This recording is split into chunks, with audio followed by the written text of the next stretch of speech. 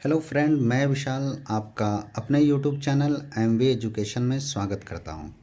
आशा करता हूं आप अच्छे होंगे और आप लोग की पढ़ाई अच्छी चल रही होगी। आज मैं आप लोग के सामने class 12th physics electric charge and field से रिलेटेड टॉपिक कूलम्ब्स लॉ को देखते हैं। जैसा कि हम लोग जानते हैं, जब हम दो चार्ज को पास पास रखते हैं तो उनके बीच एक अट्रैक्शन या रिपल्सन फोर्स लगता है। इसे हम इलेक्ट्रिक फोर्स कहते हैं। और जब हम सेम नेचर की चार्जेस को पास पास रखते हैं तो उनके बीच ऑलवेज अट्रैक्टिव फोर्स लगता है। सेम नेचर के दो चार्जेस का मतलब ये है कि वो दोनों चार्ज या तो वो दोनों चार्ज पॉजिटिव हों या वो दोनों चार्ज निगेटिव हों। और जब हम अपोजिट नेचर की चार्जेस को पास पास रखते हैं तो उनके बीच ऑलवेज अट्रैक्टिव फोर्स लगता है। अपोजिट नेचर के चार्जेस का मतलब है एक चार्ज पॉजिटिव और दूसरा चार्ज निगेटिव, तो उनके बीच इस इलेक्ट्रिक फोर्स को अट्रैक्टिव फोर्स कहते हैं।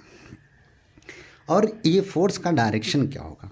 ये जो फोर्स का डायरेक्शन होगा, always act along the line joining two charges. जैसा कि आप लोग जानते हैं, हमारा टॉपिक है कूलम्ब्स लॉ। कूलम्ब्स लॉ पढ़ने से पहले हमें पॉइंट चार्ज समझना पड़ेगा। पॉइंट चार्ज क्या होता है? जब दो चार्ज के बीच डिस्टेंस बहुत ज़्यादा हो in compare to size of charge, तब हम इन दोनों चार्जेस को पॉइंट चार्ज कंसीडर कर सकते हैं। जैसा कि ये दोनों चार्ज Q1 और Q2 और इनके बीच अगर डिस्टेंस बहुत ज़्यादा है in compare to the size of charge, तो हम इस चार्जेस को पॉइंट चार्ज कंसीडर कर सकते हैं। ठीक है। जैसा कि अकॉर्डिंग टू कूलम्ब्स लॉ आपको यह बताया गया, ये जो फोर्स ऑफ अट्रैक्शन या रिपल्सन बिटवीन टू चार्जेस है, ये इसका जो मैग्नीट्यूड होगा वो directly proportional to the product of charges होगा and inversely proportional to the square of distance between them होगा। अब देखिए, हम लोग इसका नोट से इसका कंप्लीट कर लेते हैं। According to Coulomb's law, the force of attraction or repulsion between two point charge is directly proportional to the product of charges and inversely proportional to the square of distance between them. Clear? अब ध्यान दीजिएगा, जैसे हम consider कर लेते हैं कि let us consider two point charges Q1 and Q2 are separated small r distance, then the force of attraction या रिपल्सन क्या होगा? देखिए, if two point charge Q1 and Q2, clear? देखिए, if two point charge Q1 and Q2 separated by small r distance, then force F of attraction और repulsion between them, F is directly proportional to product of charges होना चाहिए। क्या होना चाहिए? Product of charges. तो F directly proportional to Q1 and Q2 and F inversely proportional to the square of distance between them. Combining equation first and second, क्या हो जाएगा? From equation first and second we have F directly proportional to Q1 into Q2 upon R square। हम जानते हैं proportionality constant, जब हम proportionality हटाते हैं तो एक कांस्टेंट जुड़ जाता है जिसको हम क्या कहते हैं? Proportionality constant. प्रोपोर्शनलिटी हटाइए, कांस्टेंट जुड़ गया K Q1 Q2 by R square. अब वेयर K क्या है? Where K is proportionality constant. It is also known as electrostatic force constant. और यह डिपेंड्स क्या करता है? Nature of the medium and unit of charge, distance and force पर depends करता है। और ध्यान दीजिएगा, अगर हम ये दो पॉइंट चार्ज, कोई भी दो पॉइंट चार्ज को हम वैक्यूम और एयर में रखेंगे तो इस K का वैल्यू क्या होगा? इस K का वैल्यू इन CGS यूनिट में K का वैल्यू, CGS सिस्टम में K का वैल्यू जो होता है 1 होता है, बट SI यूनिट में K की जो वैल्यू होती है वो 1/4πε0 होगा। ठीक है, यही हम देखते हैं इसको। और फिर यही K का वैल्यू उठा के हम ये K का वैल्यू जो है 9 × 10⁹ न्यूटन मीटर स्क्वायर पर कूलम्ब स्क्वायर होगा। यहाँ पे देख लीजिए, ये K का जब इधर करेंगे तो क्या हो जाएगा? न्यूटन मीटर स्क्वायर पर कूलम्ब स्क्वायर। अब यही पूरा कर लीजिए, यहाँ पर इसको देख लीजिए। Where K is proportionality constant, clear, where K is proportionality constant it is also known as electrostatic force constant. ये के का वैल्यू डिपेंड्स करेगा नेचर ऑफ द मीडियम, किस पर, nature of medium between two charges and the unit used of charges, distance and force, clear. अब देखिए, when two charges located in free spaces, free spaces मतलब vacuum और air, तो CGS system में ये K का वैल्यू ऑलवेज 1 लिया जाता है। एंड यस आई यूनिट में के का जो वैल्यू होता है वह 1/4πε0 equal to 9 × 10⁹ newton metre square पर कूलम होगा। अब इस के का वैल्यू इक्वेशन 3 में पुट कर दीजिए।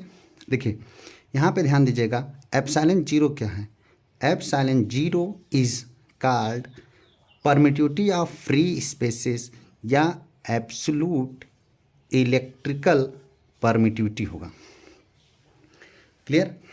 अब के का वैल्यू उठा के रख दीजिए 3 में।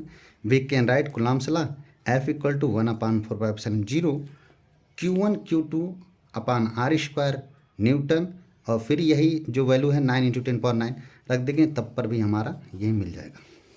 यहाँ तक किसी को दिक्कत नहीं होनी चाहिए। आगे हम लोग यह समझते हैं कि SI ε0 का यूनिट निकालना, डायमेंशंस और इसके वैल्यू को फाइंड करना। देखें आप इसको याद रखे रहिएगा, यहाँ से हम निकालेंगे इसको। देखिए जैसा कि हम लोग जानते हैं हमारा अगला टॉपिक है unit, dimensions and value of ε0। देखिए पहले यहाँ पर देखिए, अकॉर्डिंग टू, पहले हम यूनिट देखेंगे। अकॉर्डिंग टू कूलम्स लॉ क्या जानते हैं, F equal to 1/4πε0 Q1 Q2 upon r², clear. अब हमको निकालना है ε0, इसको क्या करिए, इधर लाइए, इसको इधर लाइए, तो क्या हो जाएगा, इसे बराबर के इस पार लाएंगे तो हमारा हो जाएगा ε0, इधर लाएंगे नीचे हो जाएगा ε0 equal to 1/4π Q1 Q2 upon r²। हमको ε0 की यूनिट निकालने के लिए हमें चार्ज का यूनिट चाहिए, डिस्टेंस का यूनिट चाहिए, फोर्स का, तो हम यहाँ पर लिख दिए हैं। The SI unit of charges जो होता है, Q की जो यूनिट होगा वो कूलम होगा, और SI यूनिट ऑफ फोर्स का जो होता है वह F equal to mass into acceleration होता है, या इसको न्यूटन मीटर पर सेकेंड स्क्वायर लिखते हैं, ठीक है, न्यूटन मीटर पर सेकेंड स्क्वायर, या इसको हम बोलते हैं, सॉरी यहाँ पर यह बराबर मास इनटू एक्सीलरेशन, मास का मतलब हो जाएगा केजी मीटर पर सेकेंड स्क्वायर, या इसको हम लिखते हैं न्यूटन, क्लियर। रख दीजिए इसको, और फिर SI यूनिट ऑफ डिस्टेंस का मीटर रख दीजिए। चार्ज Q1 Q2 ये आपका कांस्टेंट टर्म है, इसका यूनिट नहीं होगा। चार्जेस का Q1 Q2 का मतलब coulomb into coulomb upon force का न्यूटन, R का मीटर स्क्वायर, तो क्या हो जाएगा, distance meter into meter square हो जाएगा, coulomb square upon newton metre square, या इसको मैं लिख सकता हूँ कूलम स्क्वायर इंटू न्यूटन के पावर -1 मीटर के पावर -1। अब हमें इसका डायमेंशंस देखना है, क्लियर। देख लीजिए इसको ये आपका हो जाएगा डायमेंशंस ऑफ ε0 निकालने के लिए, फिर वही देखिए यहाँ से रख दीजिए 1/4π इंटू Q1 Q2 r²। तो हम सभी का डायमेंशंस लिख देते हैं। हमें ε0 का डायमेंशंस निकालने के लिए चार्ज का डायमेंशंस चाहिए, डिस्टेंस का और फोर्स का। तो डायमेंशंस ऑफ चार्ज का होता है Q बराबर I इंटू टी। आई मतलब आपका क्या है, करेंट है, टी मतलब टाइम। करंट का जो यूनिट होगा वो एम्पियर होता है, टाइम का टी होता है। तो क्या हो जाएगा, Q बराबर AT, मतलब चार्ज का dimensions A into T. Force का डायमेंशंस हम लोग जानते हैं, मास इंटू एक्सीलरेशन होता है mL T के पावर -2। डिस्टेंस का डायमेंशंस हम लोग जानते हैं मीटर, इसको L लिखते हैं, रख दीजिए। Q मतलब AT into Q AT upon force का क्या होगा 1/4π का फिर से डायमेंशंस नहीं होगा, तो यहाँ पर रख दीजिए, इसका क्या हो जाएगा mL T के पावर -2, फिर R मीटर स्क्वायर है, L स्क्वायर हो जाएगा। देखिए इसको सॉल्व कर लीजिए, A² T² ऊपर हो जाएगा, नीचे देखिए L के पावर 1 है, L के पावर 2 है, गुणा में घातों को जोड़ लेते हैं तो क्या हो जाएगा mL³ T के पावर -2। अब इसको मैं सॉल्व कर सकता हूँ। अब देखिए जो नीचे है जहाँ पॉजिटिव होगा ऊपर चला जाएगा नेगेटिव, जहाँ नेगेटिव होगा वहाँ पॉजिटिव, तो ये ऊपर चला जाएगा m के पावर -1, L के पावर -3, ये देखिए -2 है और ऊपर +2 है, ऊपर चला जाएगा +4 हो जाएगा, T की पावर 4 A²। क्लियर। अब हम क्या करते हैं, एप्सिलॉन 0 का वैल्यू निकाल लेते हैं। देखिए जैसा कि हम लोग जानते हैं, क्या देखिए क्या होता है, K बराबर होता है 1/4πε0 9 × 10⁹ न्यूटन मीटर स्क्वायर पर कूलम स्क्वायर। हमें एप्सिलॉन 0 का वैल्यू निकालना था, तो क्या हो जाएगा, इसको इधर लेते आइए। एप्सिलॉन 0 = 1/4π 9 × 10⁹ न्यूटन मीटर स्क्वायर पर कूलम स्क्वायर। अब सबका वैल्यू रख के इसको सॉल्व कर लीजिए। हमारा आएगा epsilon 0 = 8.85 × 10⁻12 coulomb square upon newton metre square.